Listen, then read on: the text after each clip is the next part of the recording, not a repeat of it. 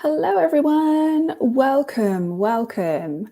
My name's Kate. I'm the founder of the Sober School, and I hope you're having a really good Saturday and you can hear and see me okay. Welcome to this live training session. I'm excited to get started. I've got a lot of great stuff to share with you today. And for those of you who don't know me, as I said, I lead the Sober School, where we help women to quit drinking or take a break from booze in a way that actually feels good, in a way that feels fun and inspiring and just like a total lifestyle upgrade. So I'm just going to check that everyone can still hear me and see me. Because one of my goals here today is to show you how to do this in a way that feels really good, because alcohol-free living does deserve to feel fun and easy for you. It does deserve to be an upgrade in your life. And that's what it should be like when you're doing it right. But I know there's a lot of stuff that can get in the way of that. And so I'm here to help talk you through that. If you're watching this now, I'm guessing that you've perhaps been in my world for a little time. Perhaps you get my weekly blog videos, or you follow me on Facebook or social media. And perhaps you've been thinking about quitting drinking for a while, but just never seems like quite the right time. You can just never quite make that leap. And you've got worries and concerns, and maybe that stuff is stopping you from taking action. That sounds like you. I get it. I totally understand how you're feeling. As you know by now, I have an online coaching program that helps women to quit drinking. It takes them step by step through a life-changing break from alcohol. But the number one thing that people need to overcome in order to join the program is their fear. So if you have been feeling a lot of fear when you think about quitting or taking a break, just know that that is totally normal. Fear can keep you stuck, not taking action, not moving forward. And actually, you can have all the tips and strategies in the world, and you can have a great plan, and you can know what you need to do. But if you are gripped by fear, you're probably not going to do any of that. So if you're just joining me, please do drop me a hello in the comments and let me know where you're watching this from and how you're feeling today. What my plan is to talk about the main fear that comes up for nearly everyone. I'm going to talk about that for a while because, truth be told, there is really just one main fear that comes up in various different ways. So I'm going to talk about that, but then I'm also going to take some questions at the end. So if you've got anything else that you want me to help you with and I don't speak to it here, type that in the comments because I bet I can help you with that. You can also put in the comments any questions you've got about the course. This July class is starting on Monday. And yeah, I'm really excited for that. So yeah, it will be cool to get started. Okay, I'm just going to refresh my page here and check that we're all good. Okay. Hi, I can see Julia and Cheryl, and I can see some people watching on Facebook as well. I know I'm speaking to the two platforms here, but hopefully we'll sort of gel together all right. Okay. I'm just going to add my slides onto the screen because let's dive in. And what I really want to help you with today is this thing here. I don't know if this is possible for me.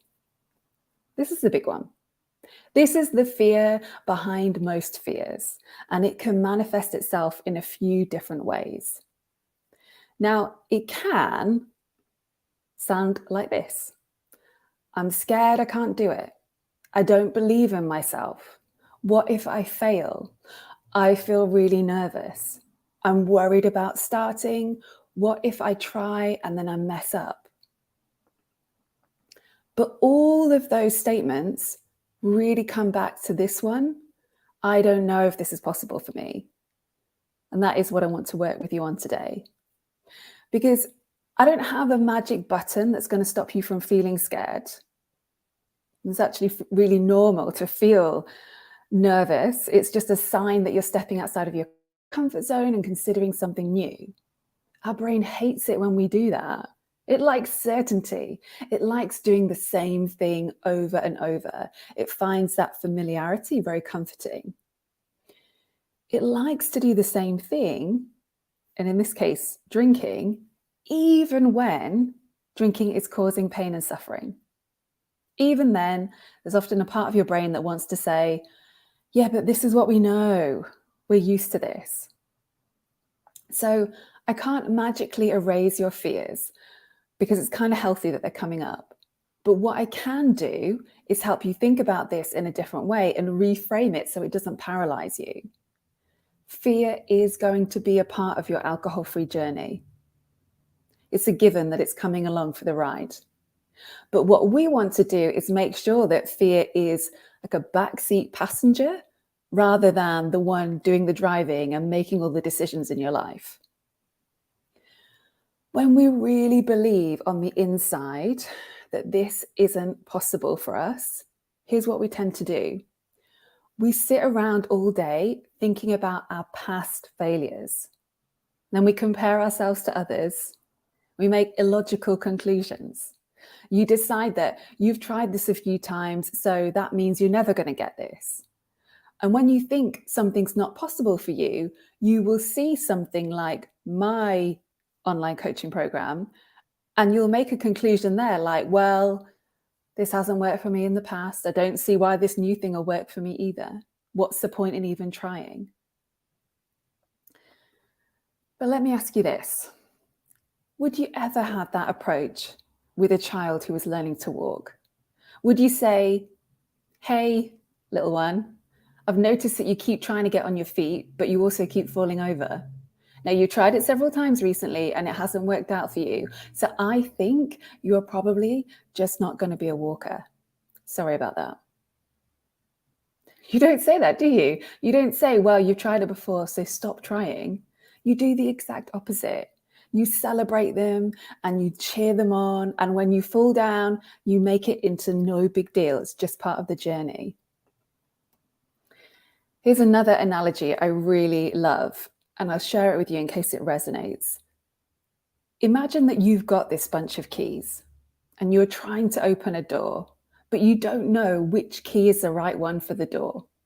So you try a few and they don't work. Now, what you don't do is sit down on the floor and say, oh my God, I've tried these 3 keys and they didn't work. So all the other keys probably aren't going to work either. You don't do that, do you? You say, okay, I've tried 3 keys and they weren't the right ones. Now I'm going to keep going so I can find the right key. You don't make it personal. So stop doing that with your drinking. Because when it comes to your sobriety, if you've been struggling, then I think you've probably just been using the wrong key in the door. That's all. You aren't broken and you aren't a failure. You've just had the wrong approach. You know, trying to cut down for the billionth time, that's the wrong key. Telling yourself that you can never drink again and you've just got to try harder and make peace with missing out and being miserable, that is also the wrong key. Vowing to just muscle on through with willpower and determination, that's the wrong key too.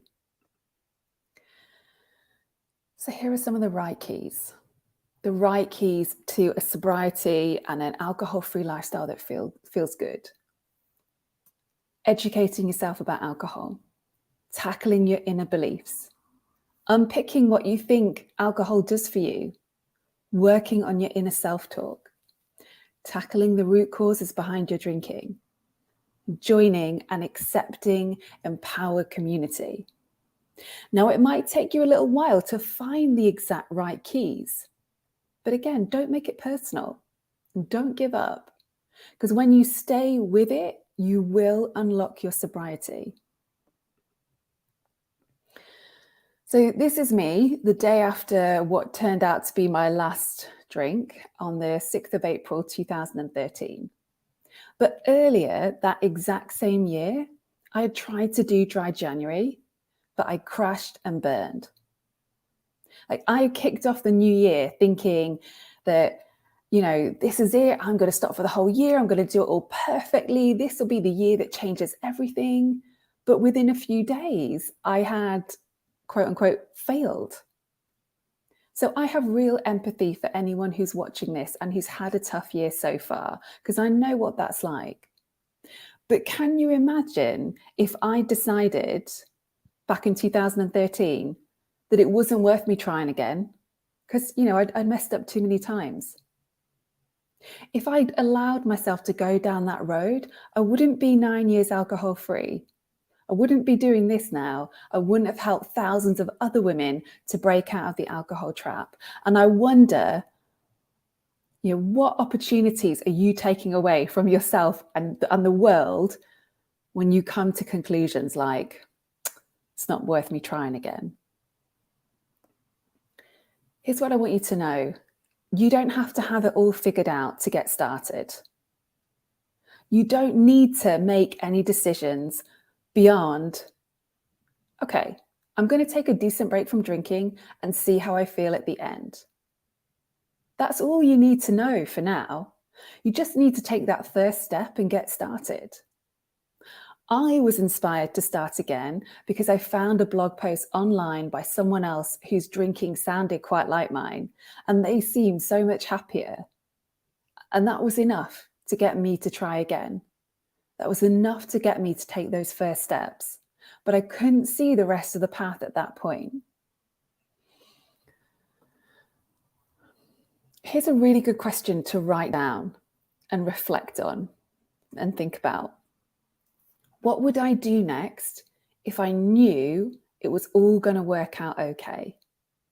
Because if you're confused about what to do, whether it's with your drinking or joining my course or, I don't know, something else, please make sure you are asking the right question. Because we spend a lot of time thinking about what we can't do and why we can't change and all of our hopeless reasons. And then we think about all that stuff and then we're like, oh my God, I don't know why I'm so scared and nervous. I don't know why I don't want to do it. Well, I do. It's because you want to quit thinking about the reasons why you can't do it. The right question isn't, oh, but what if I do this and I screw it all up? The right question is, what would I do next if I knew it was all going to work out okay? And quite often, your brain will just come up with a few steps straight away. The only thing blocking you from getting started is what you're thinking. That's it. And learning to overcome your own mind is so powerful when you realize that you can be your own coach, you can be your own wise guide, and you can start talking differently to yourself. I know, hang on, just take my slides off for a second.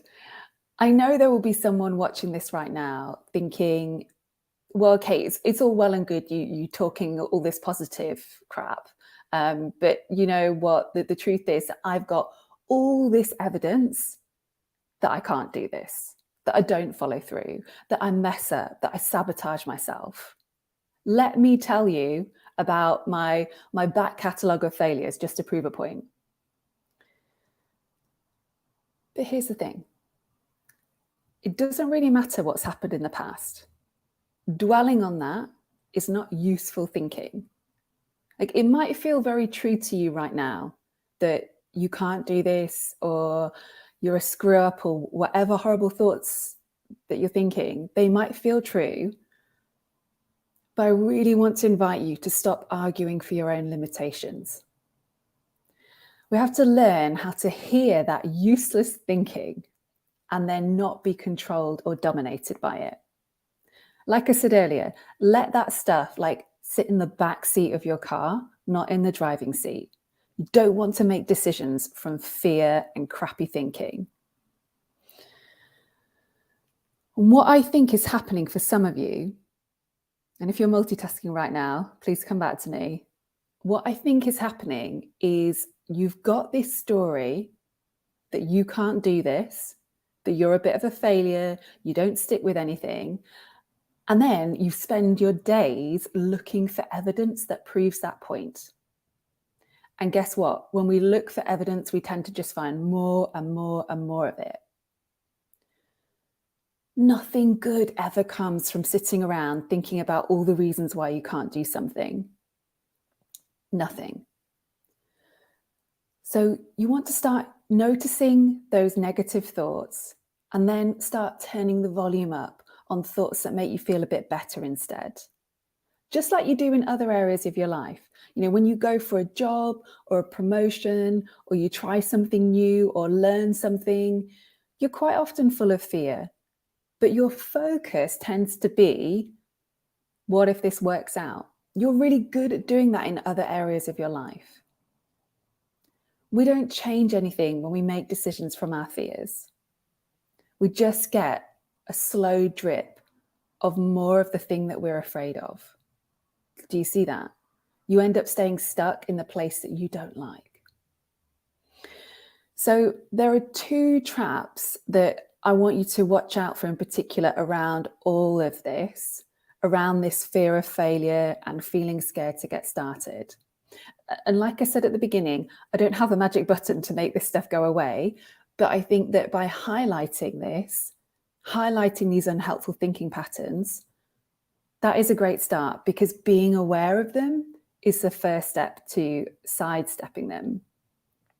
So let me just bring up my slide again. So the first trap I really want you to watch out for is the doing nothing trap.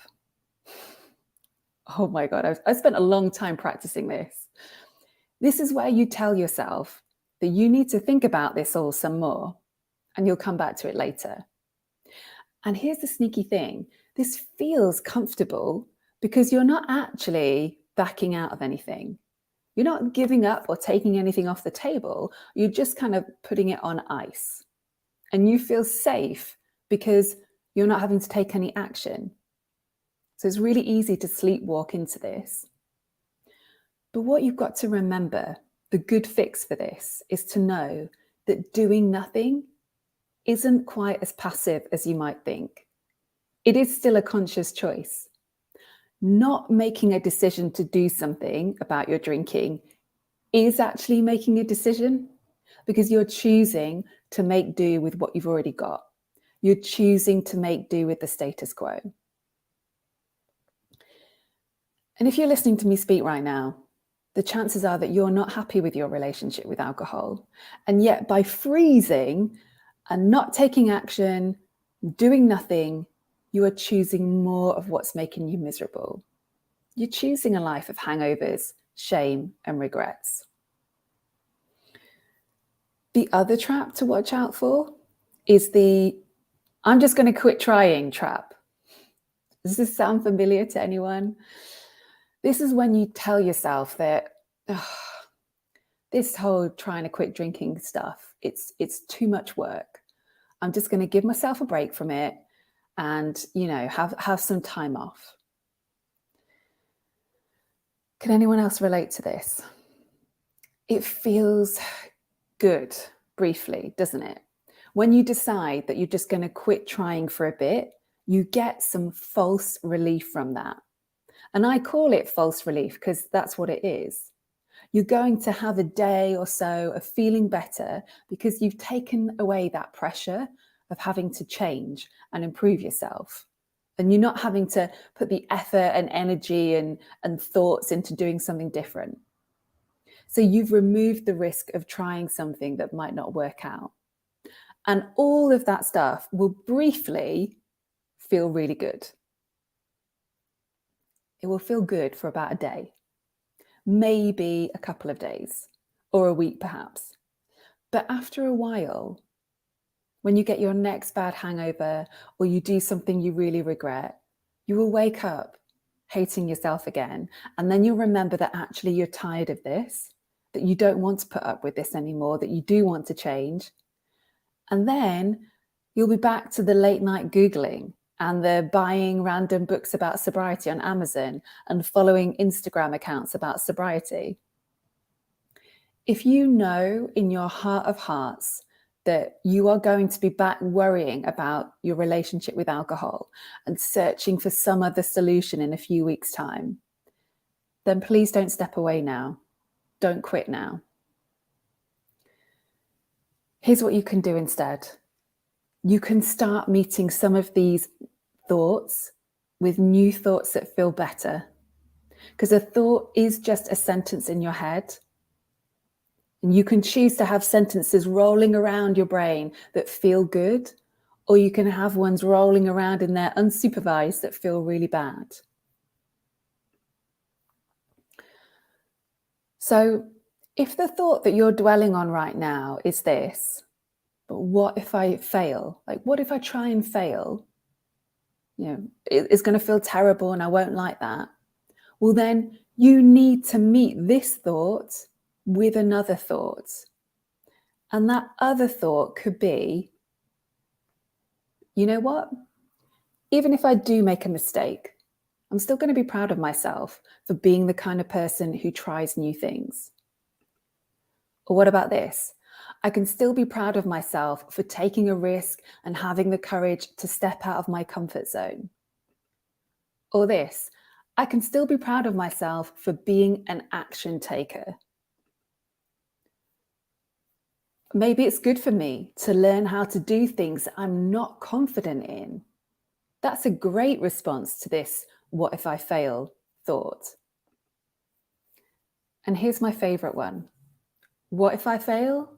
Well, but what if I was to figure it all out? What if this is my time? If you're putting energy and brain space into thinking about failing, then you want to put the same amount of time and energy into thinking about what might go right. Tell the other side of the story. Think about what could happen if you're a success. What might be different this time? Let's think about your possibilities. It is so normal to have doubts and fears. That stuff comes up for everyone. But trust me, what's not normal is to let yourself sit on the sidelines of your own life because you have a sentence in your head that feels like crap. Please don't make the big decisions of your life based on really horrible thoughts. Don't brainwash yourself to believe the worst about you. Start thinking about the future you instead. And I just invite you to picture for a moment the future version of you who has taken a successful break from drinking. Maybe she is 6 weeks into the future or 100 days, and she's feeling really proud of herself. You know, she's clear-headed, she's happier, her skin looks better, she's sleeping more, she's showing up for her own life. She's lost the fog of the hangovers, lost the weight of all that shame and guilt around drinking too much, lost the burden of keeping this a secret and worrying about it. If you went and opened your front door right now, and that happy, alcohol-free version of you, future version of you was standing there on the doorstep, what would she tell you to do? What message would she have for you? What would she suggest you do right now? It's really powerful to think about this stuff when you're tempted to just not take action. You know, sometimes I wish I had a time machine so I could literally whisk you into the future and show you that it is possible for you to figure this out and everything's going to be okay, and actually introduce you to that future version of you, because I know that alcohol-free living is possible for you. Because I don't yet have that time machine built, it's not working. What I try to do is share the next best thing. And if you've been following my emails or my social media over this past week, you'll have seen I've shared so many different stories and video clips from women who have taken my Getting Unstuck course.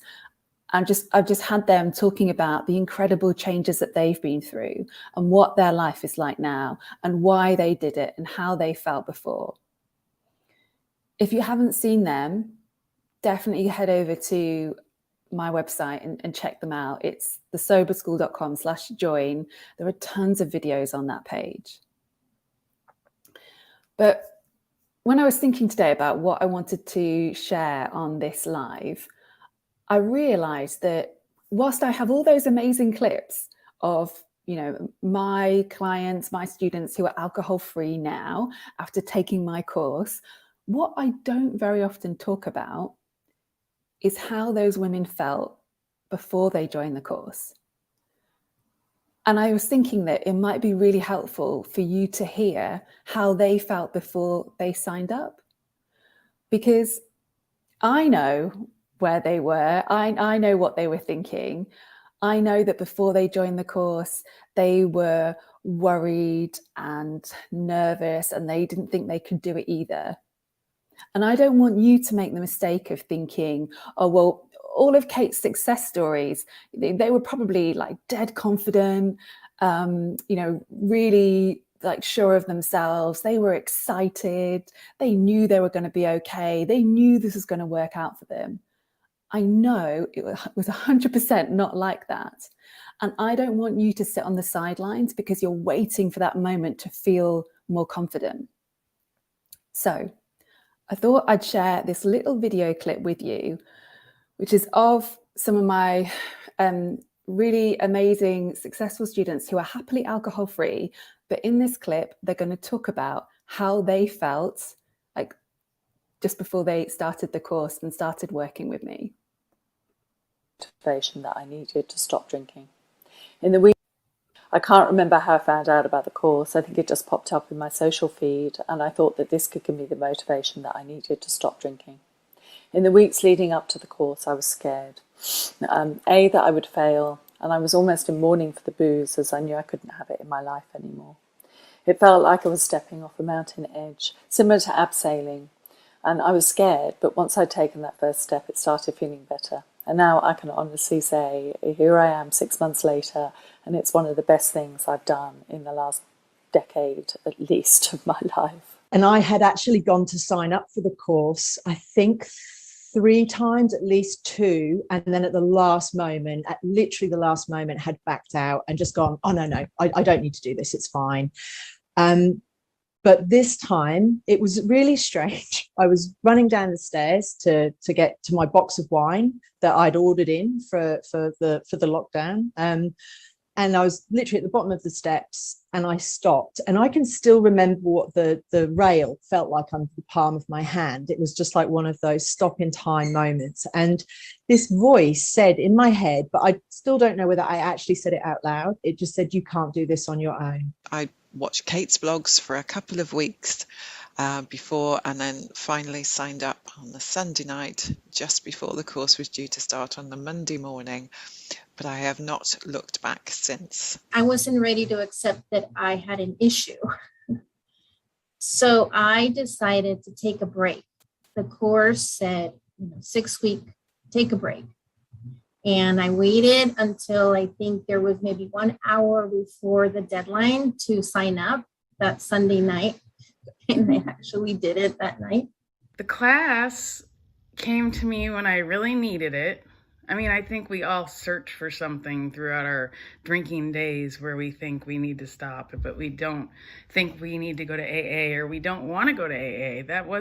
It seemed like it was the only option, but I knew it wasn't for me. When I found the class, it was like, oh my gosh, this woman knows what she's talking about. And she made it feel like I wasn't a horrible person for drinking too much. There were reasons for it. I think when I walked into your classroom, I was utterly terrified.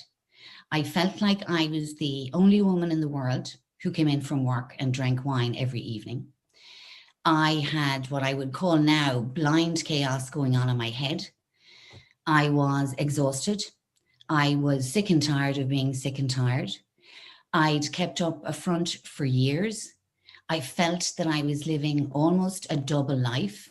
From my perspective, Kate, you you came along a good couple of years ago, but the day I signed up was the day that my daughter, if she could say thank you to you, she would, believe me, because it was horrendous what I was putting her through. And she sees mummy as a very happy go lucky person now, and she's the mummy that she wanted all along, and she couldn't have that with alcohol. And now she has mummy who has probably got more energy than her, actually, on the days that, you know, Grace wants to sit and say, come on, mum, let's have a lazy day. And it's like, no, come on, let's get out there. Let's go and do stuff. And, you know, I'm not worried anymore. I'm not worried about facing the future. And I'm not worried about sitting there thinking the only way I'm going to get through this is with a bottle of wine in my hand. Okay. Did you hear all of that? Was that helpful? Did you hear Jo at the beginning there talking about how when she joined the course, it felt like abseiling off a cliff? You know, you heard Susan, the lady with the red hair, who's an absolute force of nature, talking about how scared she was. You heard there so many people who left it right until the last minute to join. Those aren't the actions of people who are like full of self-confidence and self-belief and think they've absolutely, totally got this. So please let that sink in. Don't tell yourself this false story that because you're nervous, you're probably not ready. Please don't let your lack of belief stop you from going after what you want. There is no one in the world who achieved something big who started out thinking, yep, I can totally do this. Like, most people don't. I think it's a very rare bird who begins something life-changing and who feels 100% motivated and confident and thinks, yep, I can totally do this. So don't delay your life because you're scared. Start when you're scared. So I've talked a lot about the main fear today, the big one that comes up a lot, the fear that you just can't do this, that you're going to fail, that it won't work out. Let me know in the comments how that's landed with you and what other fears you might have, because I am here to work through them with you. And if there's something specific you'd like me to talk to, I can definitely do that. But whilst I wait for you to do that, if you've got any fears that you want to mention in the comments, I will just remind you that registration for my Getting Unstuck course, which is my 6-week stop drinking coaching program that all the women who you've just heard from have been through, enrollment for that is open right now until tomorrow at midnight.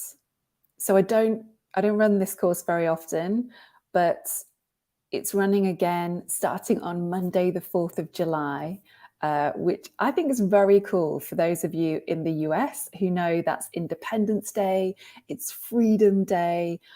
Can you imagine having a soberversary that is the 4th of July? I just think that's fantastic. So my Getting Unstuck course is where I will take you through everything you need to do to take a break from drinking, step by step. I get to support you, get to know you, get to work with you as we help you make this upgrade to an alcohol-free lifestyle.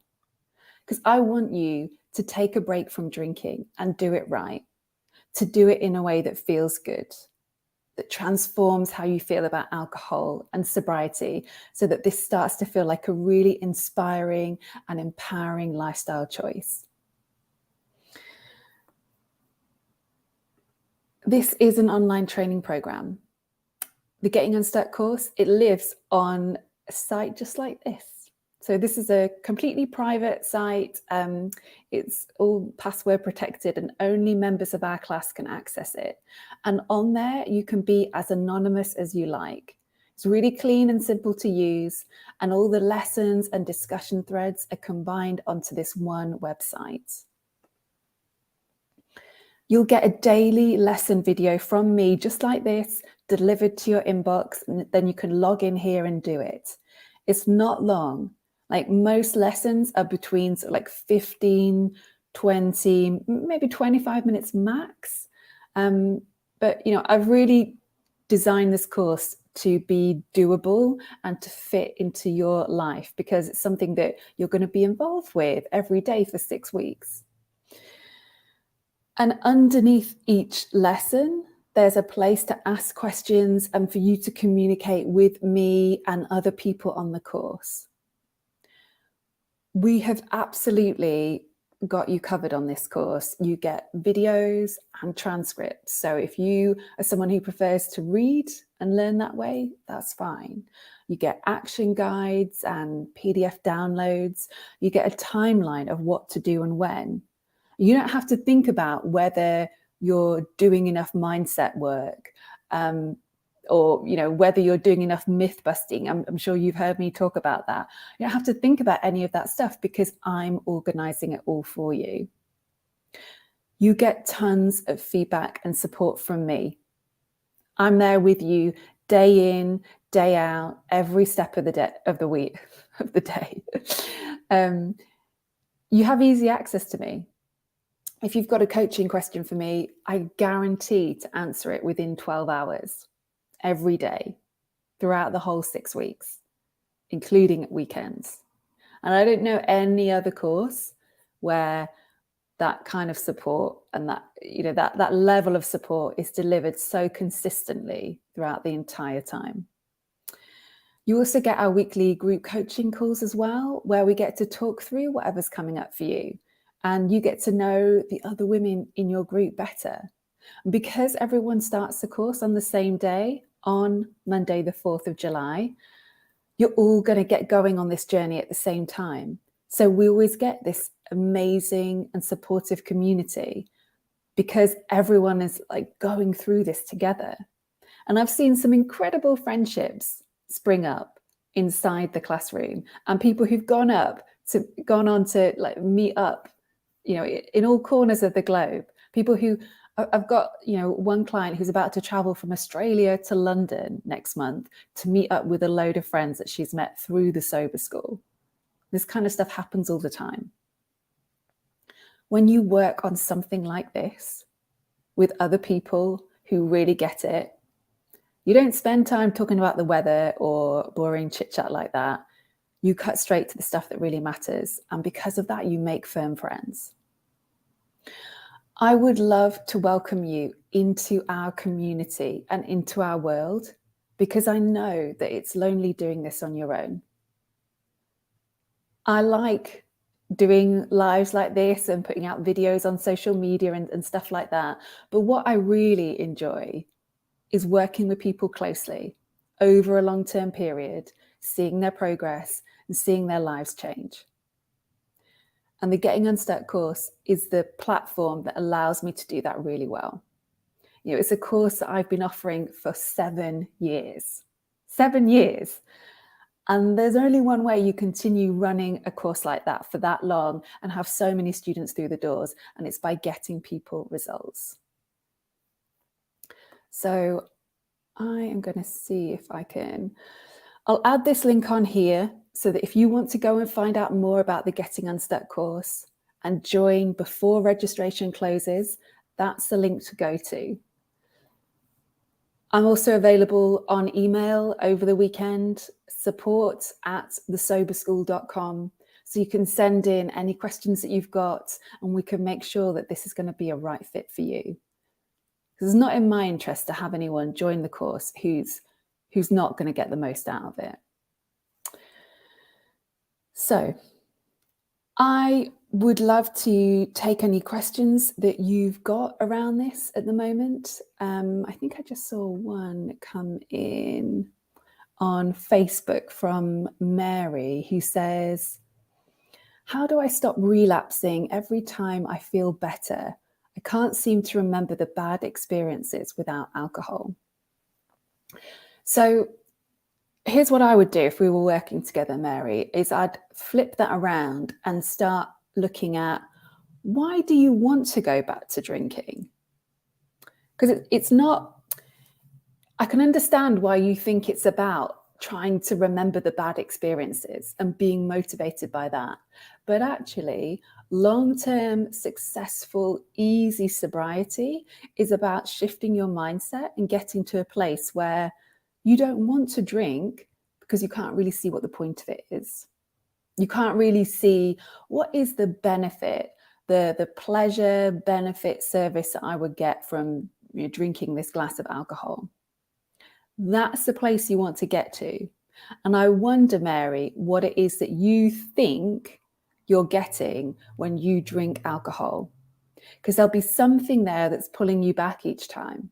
Maybe you think it's fun, or it's relaxing, or it's sociable, or glamorous, or whatever it is. And whatever your answer is, that's where you need to go to town on doing the work. That's the bit that's not clicking. So it's not about, beating yourself over the head with all the bad experiences. It's about looking at, all right, what do I think this cancer-causing, mind-bending, toxic poison does for me? Why is it so important and so appealing for me to have a glass of this weird liquid? That's where to focus your attention. And if you need some help figuring that stuff out and unpicking it, this is exactly the kind of work we do on the course. So I'm just looking at my website, and I think Leia, I hope I'm saying your name right, says, I think I have a fear that doing this would be putting myself a too difficult challenge for the summer where I'm supposed to take the pressure off. Like the no booze at all rule would be coming from a perfectionist side that never serves me. Okay, so Leia, what you're saying here is, I think it'd be too difficult during the summer. So here's what I want you to do. I invite you, well, first of all, that's the thought you're having. This is too difficult to do during the summer. When you think about that thought, how does it make you feel? I'm guessing it's going to make you feel like despondent, perhaps, overwhelmed, unmotivated. And when you feel that way, you're obviously less inclined to work on your sobriety, to quit drinking. And the result is you continue in the pattern that you're in. What would happen if we changed out that thought and you flipped your focus onto why actually the summer is the perfect time for you to do this? Let's start writing a list of why this summer is an amazing, easy time to be switching to alcohol-free living. I can think of loads of reasons. Like being alcohol-free during these long summer days, it's just amazing. You're going to make the most of all the time you've got available. Imagine going on holiday and not having any of it wasted with a hangover and feeling terrible. Imagine going on a trip somewhere and having the time and space and energy to go off and explore and see new places and sightsee. How many times have you gone away and really not felt bothered to go and do that stuff because you ended up drinking too much and you felt crap afterwards? Think about all the amazing food that you can eat in the summer and really appreciate, and the fun places to go, and the people that you can spend quality time with. God, alcohol-free summers are the best. But right now, your focus is all on finding reasons why this isn't going to work out for you. And because that's where your focus is, you're going to keep finding more and more of that stuff. Here's the truth. There is no such thing as a good or a bad time. You are always going to be able to find a reason why this isn't the right moment. People, for a long, long time, people have said to me, oh, okay, I really want to join your course, but I just can't do it right now because I've got this thing coming up. And then, in a few weeks' time, we're doing this or that or the other. I just need to wait until I've got a slightly empty social calendar. But let me tell you, the only time in recent history that most of us have had very empty social calendars, that was during the pandemic. during the lockdowns when most of us had nothing to do. And do you know what people said to me then? Well, I can't quit drinking now. It's too boring. I'm at home all the time. I've got nothing to do. So I just mentioned that because it's a sort of funny example of how our brain plays tricks on us. It's always going to find a reason why now isn't a good time. But you know what? The truth is there's never a bad time to quit drinking. And I'll tell you something else that a lot of people miss. When you take a break from booze and you really commit to it, like you're going to go all in and get that 100-day break no matter what, or 6 weeks or whatever you're going for, when you commit to it and you say, yeah, I'm in for this and I'm going to find a way through these obstacles, my holiday or this wedding or this barbecue or this party or whatever it is, when you commit to that and you find a way through, that's when you have the biggest wins. That's when you have the biggest breakthroughs, because you've pushed yourself just a little bit more and oh my God, suddenly you've discovered that that story you had about how you can't socialize sober, that's nonsense. Or suddenly you discover that other story you had about how you can't possibly dance sober, that's nonsense as well. Or that thing you believed about how date night wouldn't be the same without alcohol, that's turned out not to be true as well. So don't see any obstacles like the summer, the time of year. These aren't blocks for you. They're not at all, unless you choose to see them as that.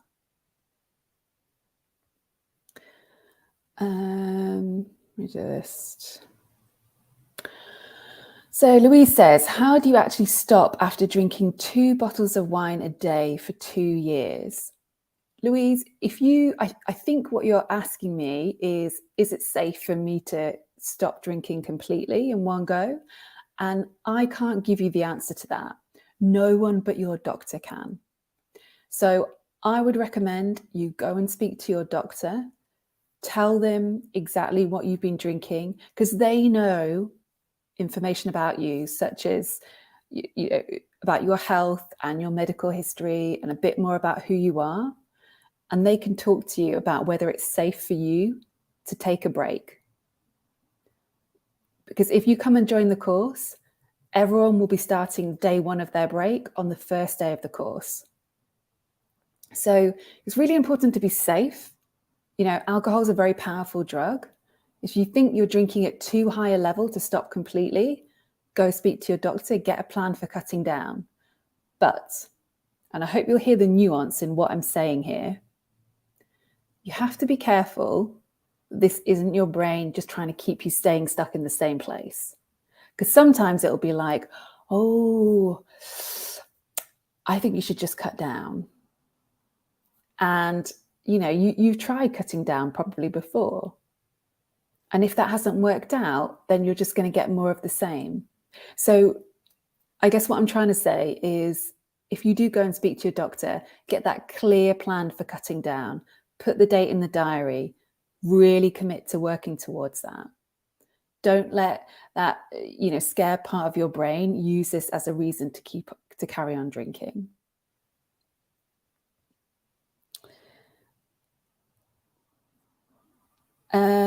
Claire says, you're describing all of my past experiences of trying to stop or quit for a while. I feel more comfortable and confident now, which is great. Julia says, my father was an alcoholic and I saw him happy only when he was drinking. Therefore, I got the belief that you are happy only when you are drinking. Yeah. And I think a lot of people fall for that trap. That's a myth that comes up for a lot of people. And alcohol's often advertised as this thing that's, supposed to be like magic, joy in a bottle type of thing, but it just isn't. And you have to really look at your own experiences and think about, how many times recently have I drunk and then not been happy? How many times have I had a great time? And how many times have I actually been really miserable? Because sometimes what we do is we carry this belief with us, sort of it's like a weight in our backpack, and that backpack's full of these thoughts that, yeah, drinking makes me happy, drinking makes me feel good. And what we're doing is we're just tuning out all the evidence we have to the contrary, all the evidence of those times when we've had loads to drink and it's made us feel awful. When I, on the Getting Unstuck course, we do a couple of really powerful exercises around this. And one of the ones we look at is, okay, like, tell me about the last time you had loads to drink and you had a really, really good time. And what we often find in doing that exercise is that people struggle to remember the last time they drank a lot and had a good time. They just hadn't realized that actually for weeks now, week in, week out, they've been drinking and really, really not feeling good. But yet they've still been telling themselves the story that alcohol is part of being happy and having a good time.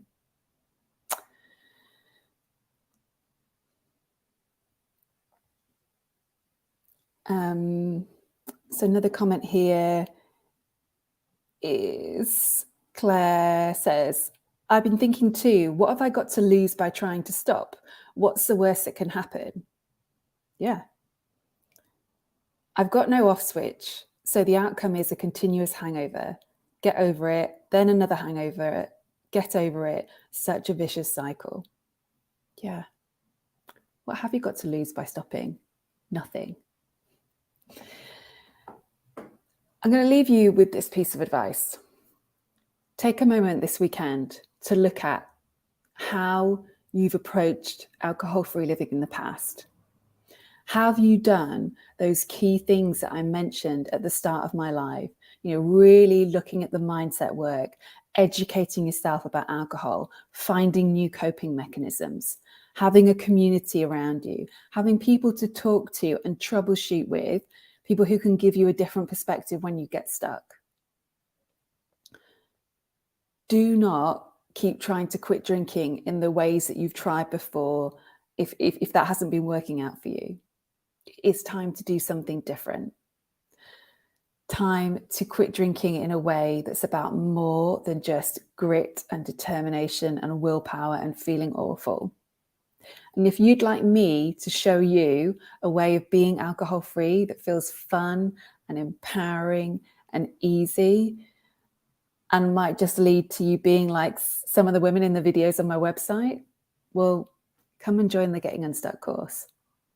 Like I said, I only run it a handful of times each year. This next course starts on Monday, the 4th of July. After that, I don't know yet when the next one will be. Hopefully we'll run another one at some point in 2022. But, we're at the halfway point of this year right now. And if your relationship with alcohol has not been making you feel good, then I'd strongly encourage you to do something different for the next 6 months. You can make the next 6 months different from the last. And I'd be so honored to be part of your alcohol-free journey. So registration for the course is open until Sunday at midnight. Head over to thesoberschool.com/join to find out more. And I hope to see you inside the classroom on Monday on the 4th of July. What an excellent day to start this alcohol-free upgrade on. I will see you then. Have a good Saturday and a great weekend. Bye for now.